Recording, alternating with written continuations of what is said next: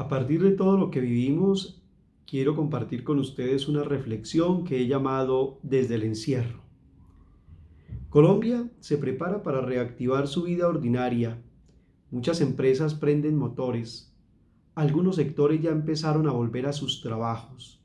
Los centros comerciales ya empiezan sus atenciones.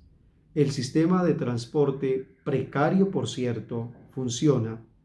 Los bancos no cierran porque ¿cómo descontar a las personas sus obligaciones?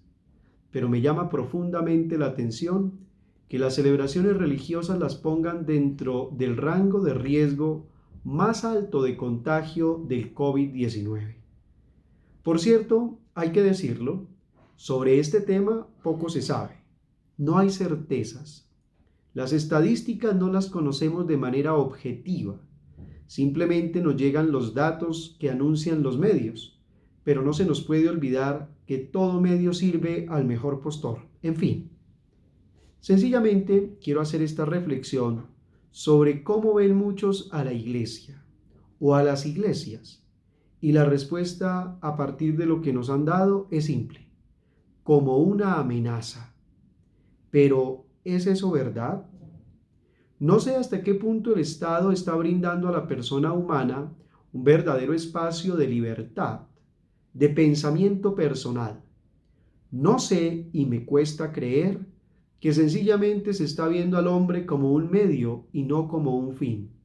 Al menos en cuanto a la libertad religiosa, esta no aparece por ningún lado. Más bien se está viendo como un medio por el cual se reactiva la economía, pero se desconocen los gozos y las esperanzas de los hombres, sus angustias y sus tristezas, lo que le aflige, se desconoce lo que resuena en su corazón. Eso se ha querido reducir a lo personal y privado, porque en el fondo no interesa el ser humano en su totalidad.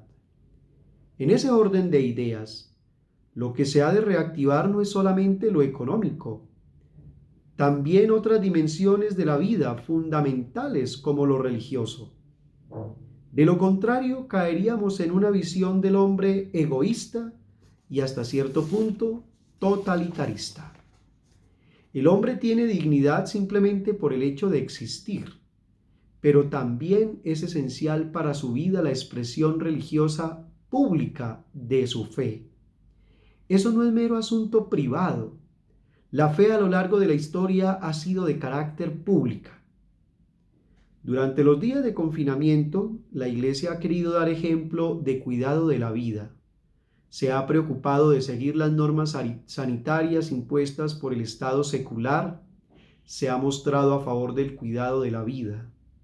Causa malestar, incomodidad y sospecha que para los que llevan las riendas de este país sea más importante reabrir los almacenes, empresas de producción, peluquerías, centros comerciales, consultorios, bancos, cines, supermercados, porque allí hay menos probabilidad de algún tipo de contagio del COVID-19.